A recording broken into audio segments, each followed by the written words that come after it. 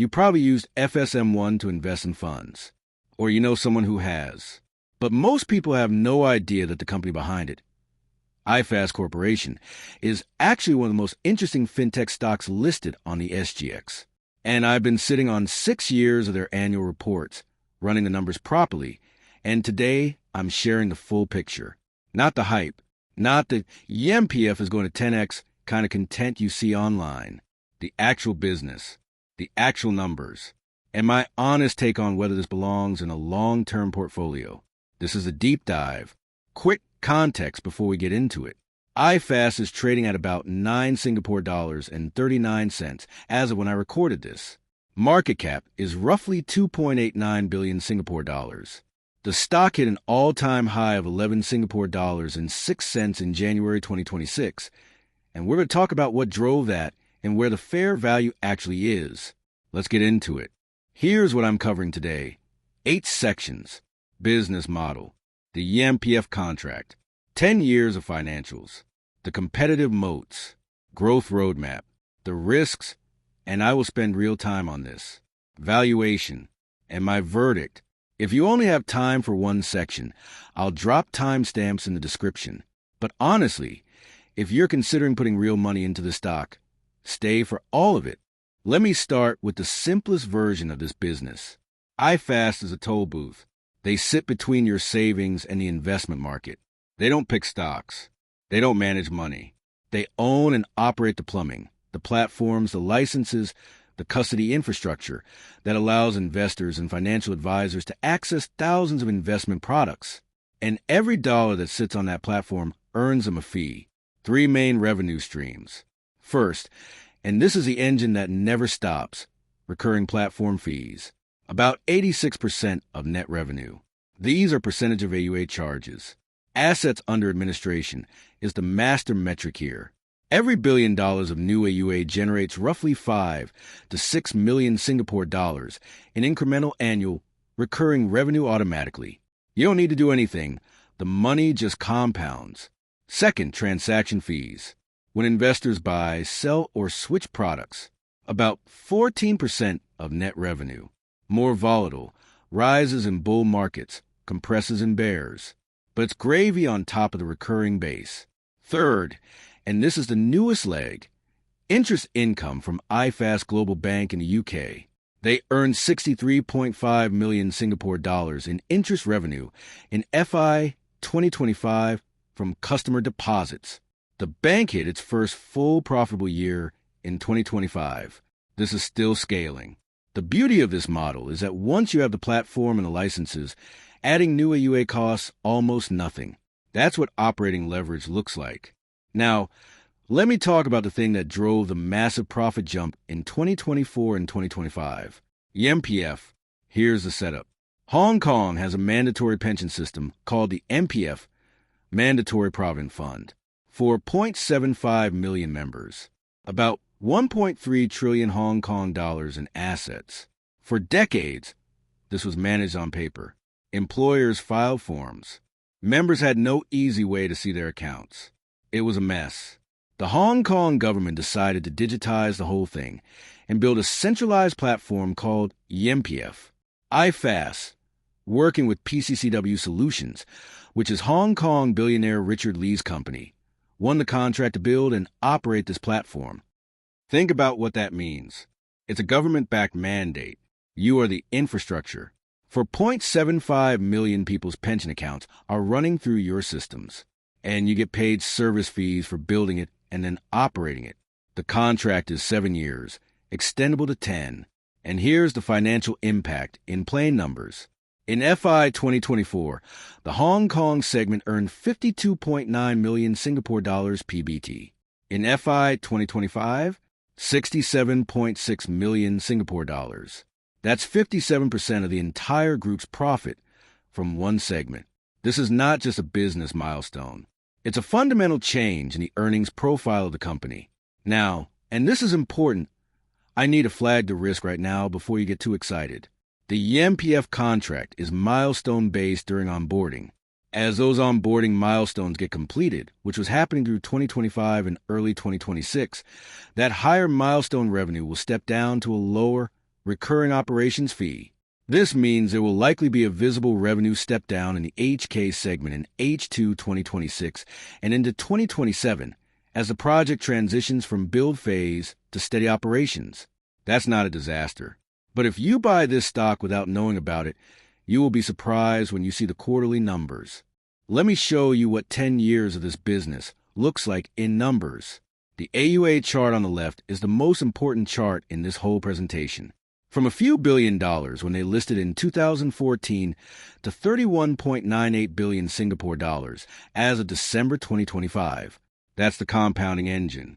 Net profit on the right. You can see it went sideways in FY 2022. That's when they made the decision to acquire the UK banking license and invest heavily in e-pension infrastructure. The market hated it. The stock sold off. But management was right. Both of those investments are now contributing to earnings, exactly as they said they would. The 5 numbers at the bottom of the slide tell the story. FY 2025 revenue, 514.7 million Singapore dollars, up 34% year-on-year. Net profit, 100 million Singapore dollars. First time crossing that milestone, up 50%.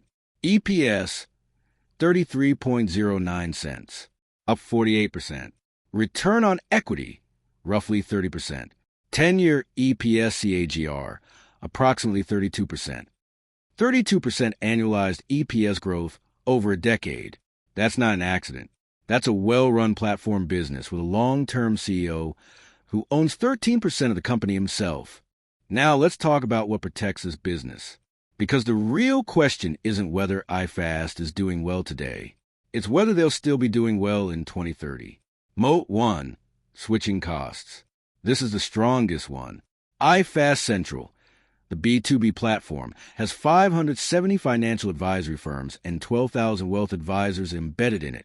To switch to a competitor, you have to retrain every single advisor, migrate all client data, renegotiate fund manager relationships, and rebuild all the workflows. Nobody does that voluntarily. This is why the B2B AUA has grown every single year, including during the 2022 bear market. Moat 2, regulatory licenses. This took 25 years and hundreds of millions of dollars to accumulate. Capital markets licenses in Singapore, Hong Kong, and Malaysia. An SFC Type 1/4/9 license in Hong Kong. And, crucially, a PRA/FCA banking license in the UK. That last one alone is an extraordinarily high bar. You cannot just go get a UK banking license. iFAST spent years and significant capital to get it. Moat 3, network effects. This one is still growing. More fund houses on the platform attract more investors. More investors attract more fund houses. The FSM Global rebranding in 2026 is designed to accelerate this loop to target global investors, not just a Singapore, HK, Malaysia base. Moat 4, technology. They built the eMPF pension system from scratch to MPFA specifications. That system is embedded in Hong Kong government infrastructure. You can't unbolt it. Moat 5, scale economics. Every new dollar of AUA costs almost nothing to administer. Operating expenses as a percentage of AUA have been falling, from about 0.63% of AUA in 2019 to roughly 0.5% now. As the platform doubles, margins expand. Overall Moat rating, moderate to strong. The switching costs and licenses are the rock-solid foundation. The network effects and scale economics are still compounding, which is exactly where the long-term value creation comes from. Management has set a Vision 2030 target of 100 billion Singapore dollars AUA. Let me put that in context. They're at 32 billion Singapore dollar today. Getting to 100 billion Singapore dollars in roughly 4 years requires about a 25.6% annual AUA CAGR. Their historical 5-year CAGR has been about 17%, so this target requires an acceleration. Is it achievable? Let me walk through the growth catalyst from highest to lowest probability. WRSO Pension Administration, high probability. H2 2026 launch. ORSO is the Occupational Retirement Schemes Ordinance in Hong Kong, essentially private employer pension schemes. Total ORSO assets exceed 100 billion Hong Kong dollars. iFAST is launching digital administration for this in the second half of 2026. This is an incremental recurring fee stream layering on top of eMPF. UK deposit growth, high probability, ongoing. The bank ended FY 2025 with deposits of 1.57 billion Singapore dollars, up 55% year on year. Every additional 100 million pounds in deposits generates approximately 4 million Singapore dollars in annual net interest income at current rates. The runway here is still long. FSM Global rebranding, medium probability, longer timeline. Renaming FSMOne to FSM Global and targeting international investors from Singapore, Hong Kong, and London hubs is the big bet for 100 billion Singapore dollars. If it works, it changes the addressable market entirely. If it doesn't gain traction, the Vision 2030 target gets pushed out. iFAST Bridge, medium probability. Connecting the UK digital bank directly to the wealth management platforms so clients can instantly transfer between savings and investments. This is the moat widening move. It reduces the incentive to hold cash at Revolut or DBS instead of iFAST. China normalization, low probability, high optionality. China is still losing money, about 3.8 million Singapore dollars in pre-tax losses. But if foreign fintech regulations ease and iFAST gets meaningful distribution access, the upside is significant. I'm not modeling this in my base case. Bottom line on the 100 billion Singapore dollar target. Directionally credible, but requires execution on multiple fronts simultaneously. I treat it as aspirational guidance, not a committed financial target. Okay, this is a section that people skip and then regret. I'm going to be direct about what can go wrong. Risk 1, eMPF contract renewal. High impact. The contract ends around 2030. If it's not renewed, iFAST loses the single largest contributor to group profit. Management needs to credibly replace that revenue before the market starts pricing in the contract expiry. This is the most important thing to watch over the next 3 to 4 years. Any news about eMPF contract performance, MPFA satisfaction, or renewal discussions will move this stock. Risk 2, eMPF revenue step down. Medium impact. High probability of happening. As I mentioned earlier, the transition from onboarding milestones to recurring operations fees will create a visible revenue dip in the HK segment. Watch Q3 and Q4 2026 numbers closely. If the market hasn't priced this in, you could see a sell-off that's actually a buying opportunity.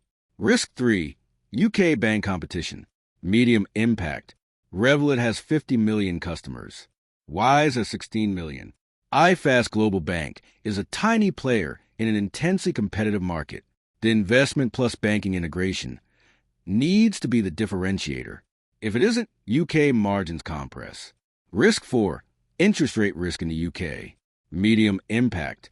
The UK bank earned strong net interest income in 2025 because rates were elevated. If rates fall significantly, NIM compresses. This is partially offset by deposit growth, but not fully. Risk 5, staff cost inflation. Lower impact, but worth watching. Staff costs grew 46% in FI 2025 versus revenue growth of 34%. That's not operating leverage. That's the opposite. It needs to normalize. Watch the staff cost to revenue ratio quarterly. Risk 6, China losses. Low impact currently. China is burning about 3.8 million Singapore dollars annually. Manageable for now, but the option value argument for keeping China running has a time limit if there's no progress on revenue. Right? Let's talk about what this is actually worth. I use 2 methods and compare them. If they agree, high confidence. If they diverge significantly, I investigate why. Method 1, owner earnings DCF. First, I calculate owner earnings, which is net profit, plus depreciation and amortization, plus stock-based compensation, because at a real economic cost, even if it's non-cash, minus maintenance capex. FI 2025 owner earnings, approximately 124.7 million Singapore dollars. This is higher than the reported net profit of 100 million Singapore dollars, which is normal for platform business. FCF exceeds net income because the business doesn't need to reinvest as much capital as it depreciates. using a 9.5% discount rate. That's a Singapore 10-year bond yield plus a 4.5% equity risk premium plus a small premium for iFAST size and multi-market exposure, and a 3% terminal growth rate. My base case fair value is 12 Singapore dollars and 20 cents to 13 Singapore dollars and 80 cents per share. Bear case, assuming a 15% haircut to owner earnings and raising the discount rate, gets it at 8 Singapore dollars and 10 cents to 9 Singapore dollars and 60 cents. Method 2. Comparable multiples. On FI 2025 earnings, iFAST trades at about 28x PE. That looks expensive. But on FI 2026 estimated EPS of around 45 cents, that's 21x PE. On FI 2027 estimated EPS of around 57 cents, it's 16.5x PE. The peer median PE is around 20x. At 22x forward earnings going out to FI 2027, I get a fair value of about 12 Singapore dollars and 54 cents. Triangulation. Both methods point to a blended fair value range of roughly 10 Singapore dollars and 60 cents to 12 Singapore dollars and 90 cents, with a midpoint around 11 Singapore dollars and 75 cents. At today's price of 9 Singapore dollars and 39 cents, that's about 25% upside to the midpoint. And just to give you a sense of what the market is pricing in, if I do a reverse DCF at 9 Singapore dollars and 39 cents, the market is implying owner earnings growth of about 15 to 18% annually for a decade. Given iFAST's track record of 25 to 30% growth in recent years, the market appears to be discounting the eMPF renewal risk and the UK competitive uncertainty quite conservatively. That discount is the opportunity. So where do I land? Conditional buy. Half position now. Here's my logic. The 25% margin of safety to fair value is above my minimum threshold of 15%, but it falls short of the 30% I want for a full conviction position. The quality of the business is not in question. The moats are real. The CEO is aligned. The track record over 25 years is exceptional. The uncertainty is in two specific areas: how the eMPF transition plays out post-onboarding, and whether the UK bank can hold its ground in a brutally competitive market. My action plan. Start here. Half position at current levels around 9 Singapore dollars and 39 cents. Add to full position if the price falls to the 8 Singapore dollars and 20 cents to 8 Singapore dollars and 50 cents range, which is near the bear case DCF floor. Or if Q3 2026 results confirm ORSO pension is on schedule and UK deposits are tracking toward 2 billion Singapore dollars. Trim if price reaches 14 Singapore dollars or above. That's above my bull case fair value. Risk-reward flips at that level. Exit if the eMPF contract is definitively not renewed and management has no credible revenue replacement plan. That's not a scenario I'm currently pricing as likely, but it's the one that would change the thesis fundamentally. One more thing. The 15 questions I'd ask the CEO if I had him in a room, all of them come back to one central theme. What happens to this business when eMPF ends? The rest of the business, the wealth platforms, the UK bank, the advisor network, all of that is solid and compounding. The eMPF cliff is the one question that management needs to answer credibly over the next 18 months. That's the full iFAST deep dive. If this was useful, if you learned something about how to think about a financial platform business, I would genuinely appreciate a like and a subscribe. I put out videos like this every week. Real numbers, no hype, the honest FI journey. And drop me a comment below. What stock or sector should I deep dive next? I read every comment. Thanks for watching. And as always, keep building.